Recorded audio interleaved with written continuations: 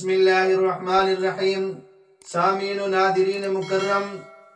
رمضان المبارک کے ختم ہونے پر عید الفطر کے دن جو فطرانہ دیا جاتا ہے، جسے صدقہ فطر بھی کہتے ہیں، آیا اس کی کیا وجہ ہے؟ وہ آپ کی خدمت میں پیش کرنے لگا ہوں۔ حضرت عبداللہ ابن عباس رضی اللہ تعالیٰ عنہما کی روایت ہے کہ جناب رسول اللہ صلی اللہ علیہ وسلم نے فرمایا، صدقہ فطر روزہ دار کے لیے فضول اور لغو باتوں کے اثرات سے پاکی ہے، اور دوسری وجہ بیان فرمائی کہ محتاجوں کے کھانے کا ایک ذریعہ ہے، طہرتاً للصیام ہے اور طعمتاً للمساکین ہے۔ تو اب اس حدیث پاک میں صدقہ فطر کی مشروعیت کی دو حکمتیں بتائی گئی ہیں۔ ایک حکمت یہ ہے کہ روزہ دار کے روزہ کو فضول اور لغو باتوں کے اثرات سے یہ صدقہ فطر یا فطرانہ پاک و صاف بنا دیتا ہے، پاک و صاف کر دیتا ہے، اس لیے کہ روزہ دار روزہ کی حالت میں اس سے کچھ خلاف شرع باتیں صادر ہو جاتی ہیں، اس سے فضول اور لغو باتیں وہ صادر ہو جاتی ہیں، جس سے روزہ متاثر ہو کر اس روزہ کی برکات ختم ہو جاتی ہیں۔ اسی طرح دیگر اعضاء اور جوارح سے بھی گناہ کا صدور، گناہوں کا ہو جانا، یہ روزہ کو خراب کر دیتا ہے۔ اور صدقہ فطر جناب رسول اللہ صلی اللہ علیہ وسلم نے اس لیے شریعت اسلامیہ نے مشروع فرمایا کہ یہ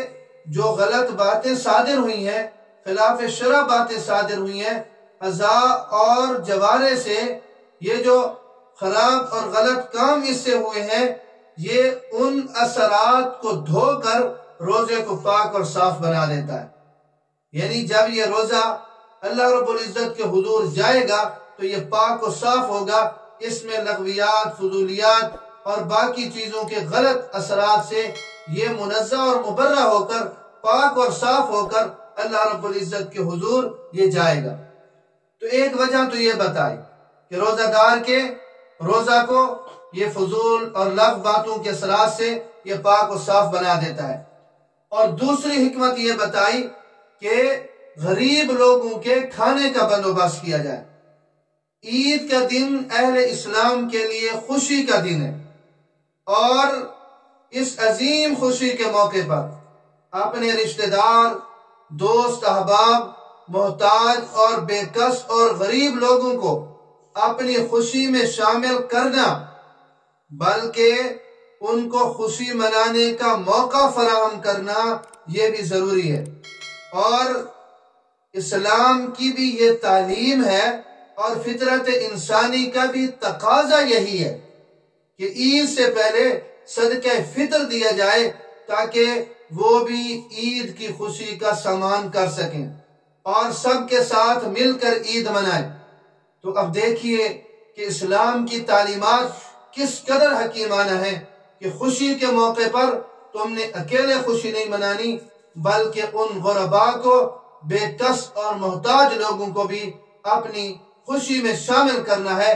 تب تمہاری خوشی وہ خوشی بنے گی جب تمہارے ساتھ وہ رشتہ دار، دوست، احباب، بے کس، محتاج، مجبور لوگ جب وہ بھی شامل ہوں گے، تو آپ اندازہ لگائیں کہ اسلام کی تعلیمات کس قدر حکمت پر مبنی ہیں، اور اس کے ایک ایک حکم میں کتنی کتنی مصلحتیں اور کتنی کتنی حکمتیں پوشیدہ ہوتی ہیں۔ تو صدقہ فطر دل کی خوشی سے ادا کیجئے، اور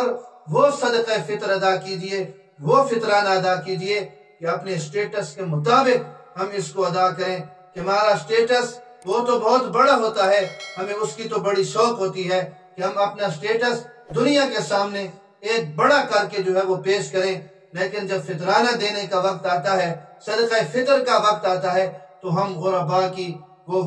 اس میں جا کر بیٹھ جاتی ہیں کہ غرباء کا اور محتاج اور بے کس لوگ، یعنی جو متوسط طبقہ ہے، وہ جو فطرانہ دیتا ہے، ہم بھی وہ فطرانہ دیتے ہیں۔ تو یہ اپنے سٹیٹس کے خلاف کرنا ہے، تو اس لیے وہ فطرانہ دیجئے جس میں غریب لوگوں کا نفع اور فائدہ زیادہ ہو۔ اللہ رب العزت مجھے اور آپ سب کو دین سمجھنے کو اور اس پر عمل کی توفیق نصیب فرمائے۔